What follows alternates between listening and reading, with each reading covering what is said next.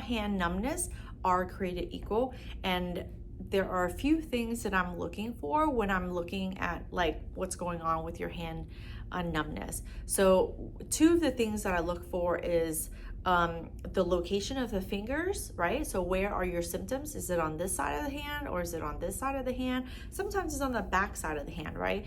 But then what we do here at the clinics, we do clinical testing to make sure like, hey, let's rule out where that actual problem is so we can figure out if therapy is beneficial for you at all.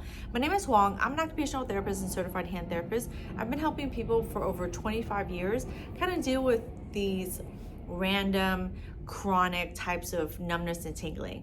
And it's kind of crazy when it comes to nerves because it comes slowly over a long period of time. Some people don't even know they have something. This happened when I was teaching a student and she was showing me some crazy stuff with her small finger, and I was like, oh, that looks like a nerve issue. And she didn't have any of the regular symptoms. But I'm going to share with you what you can do if you have quote unquote regular symptoms. Numbness and tingling in your thumb, your index finger, your long finger, and half of this finger might mean it's a median nerve, or a lot of people are very familiar with carpal tunnel. One of the ways I find out from my patients, I teach it, but one of the things that I do is I find out if my patients really have carpal tunnel at the wrist level. And this is what we do. We just bend the wrist in. So I'm trying to scoot back to show you, but I essentially just have my patients bend their wrists in. I don't bend them like this because then their elbows are bent and I don't want to irritate a different nerve. So I'm gonna look only at the wrist like this. And what we do is we hold it for 60 seconds. Within those 60 seconds, if you have a change in sensation, right? You have to remember a change in sensation.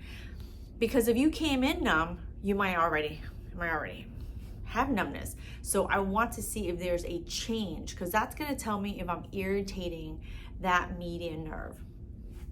If I'm not irritating that median nerve, and at that, in those 60 seconds, if there is no change, you still have numbness and tingling, but it won't be at that area. So that's going to tell me, hey, let me look at a different area.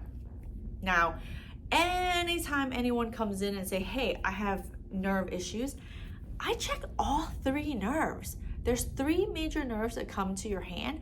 I check them all because they all come down from your neck and they come together right where your collarbone is, above it and below it. They come together. So when one is irritated, the other might be not far behind. So I always look at the median nerve at the wrist, and then the other place I look at is at the elbow. So all you do is you bend your elbow just like that, and then we wait 60 seconds. In those 60 seconds, I'm looking for a change in sensation. And when there's no change in sensation, that tells me, hey Huang, you've got to look above the wrist, above the elbow. We've got to look into the shoulder and neck now. So I'm sharing this with you because one of my patients, I was working with him for his neck and his shoulder because he just couldn't sleep. And he didn't have any hand issues, but one of the things that he told me, and he told me, Huang, you need to share this, is that he was telling me how the things we're doing is just so crazy counterintuitive, and that majority of the time people don't understand what we as therapists do. So I'm here to share some of that.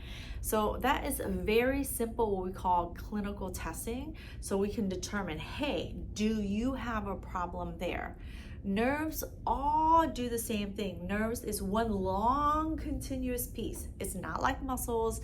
Muscles, like you have a muscle that starts here and ends here. You have a muscle that starts here and ends here. So those are muscles, but nerves, they start here and they are one long continuous piece, and they actually have branches and they divide into different areas.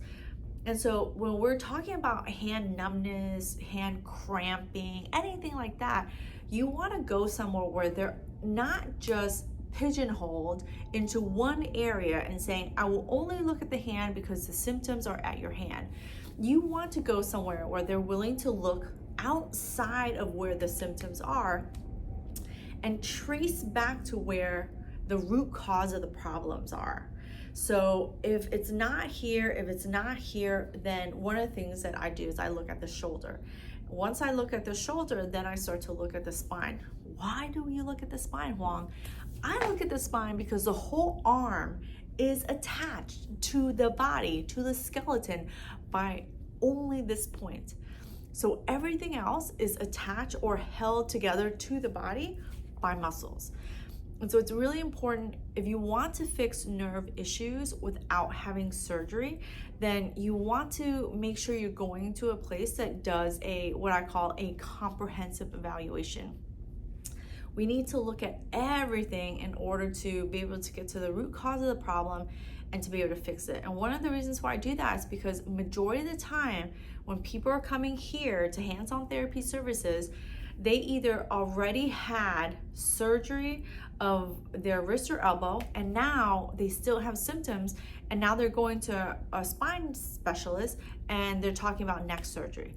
Or I'm working with someone who's already had neck surgery and they are like, well, my neck surgery was supposed to solve those problems, but now I still have those problems. And now they are sending me to a hand doc that says, hey, you need a surgery of your wrist or your elbow, right? So when you're going somewhere, try to find someone who will do a comprehensive evaluation. If you're in the Miami, Florida, look me up. My link's gonna be below. You can find me, my team and I will help you. If you are not from Miami, you still need our help, definitely let me know.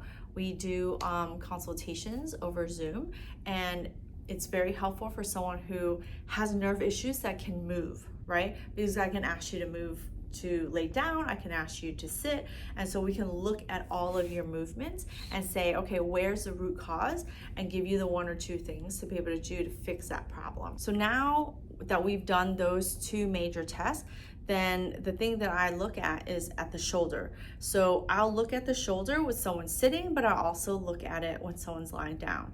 So why do I lay someone down on the mat? It's because if you have nerve issues, you most likely have a crazy amount of motion, and I've got to lock down your shoulder blade in order to be able to figure out you're lacking motion somewhere, or your muscles are tight somewhere, or your muscles are weak somewhere, and it's important to find and get to the root cause of the problem.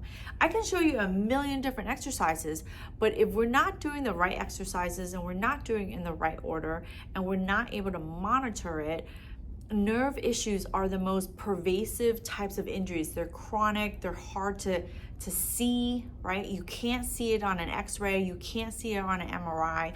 You can do a nerve conduction test, and I look and review nerve conduction tests all the time with my patients.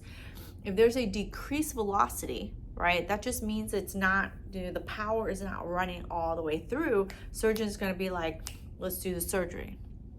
If you're moderate to severe, or you already have atrophy, then yes, surgery might be an option for you. But if you want to try to avoid surgery, especially if you're mild to moderate, there's a lot of things that you can do to make sure that everything is moving. And one of the most important areas to move that is so counterintuitive, right? It's crazy counterintuitive to actually getting your hand better, is you've got to start moving your shoulder. And I'm not talking about stretching. You might not want to stretch it, but you want to move in very specific ways. So why don't I just show you one of the ways I like to move them.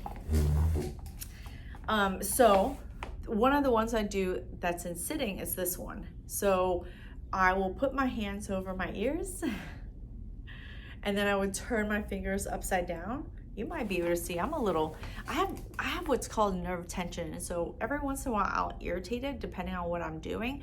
And you'll see that I start losing a little bit of motion, but I feel it very deep inside. You can't touch it. You just feel like this achiness, and you feel like when you move, there's this line of pull from somewhere deep inside, and you're like trying to figure it out. But those are symptoms of nerve tension, and they're very hard to describe. It's very hard to describe and have someone else who doesn't have those sensations understand what you're going through. That's what I mean. And so doctors sometimes, or other therapists, if they don't know or they don't have these things, it's hard for them to understand. So it's just unfortunately, but I tend to be someone who has nerve tension. This is when people are like, oh, how do you know how I feel? Girl, it's because I have the same shit, okay? So we fixing it together. So this is to move the ulnar nerve. But if your ulnar nerve is irritated, I actually don't if your pinky and ring finger are irritated, don't do this move. This move is actually really good if you have like carpal tunnel. So again, it's so crazy counterintuitive. But if your thumb or these fingers are irritated, this is gonna be the move for you. So it's like you're covering your ears, you're gonna turn it upside down, right? You're gonna turn it right back side up, and then you're gonna extend your elbows out. When you extend your elbows out, you wanna keep your wrists back. If you cannot keep that motion, that actually means you have some nerve tension. And if you feel it very deep inside, that means you have some nerve tension. I don't recommend stretching it. This is just a test, right? So don't stretch it because you're gonna be more irritated. Actually, you know what? If you want to your discretion, if you do it and you don't listen to it and you have more pain later, come back and let me know. Because I already told you, right? If you feel it a lot, this might not be the move for you. One of my other moves that I like to do is, I'm gonna scoot back so I can see if I can show you, right? All right, so you're gonna turn your thumbs so they face behind you, and then you're gonna pull your arm back, right? When you do that, people who have a lot of nerve issues, they tend to be very loosey-goosey people, very hypermobile. So when you do that, make sure you take your shoulder blade with you. What do I mean by that? You've got to squeeze that shoulder blade, right? So when you have your thumbs back and you pull back, squeeze your shoulder blade. Thumbs back, squeeze your shoulder blade. Keep your thumbs back there. Squeeze your shoulder blade. All right? Squeeze your shoulder blade. And that can help you if you have numbness or tingling in your fingers.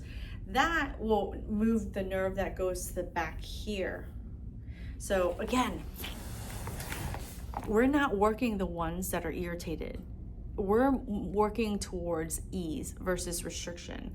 So if you are irritated, why am I gonna move it and irritate the shit out of it some more, right? That's why it's so crazy counterintuitive to what you're doing. I know this is a lot.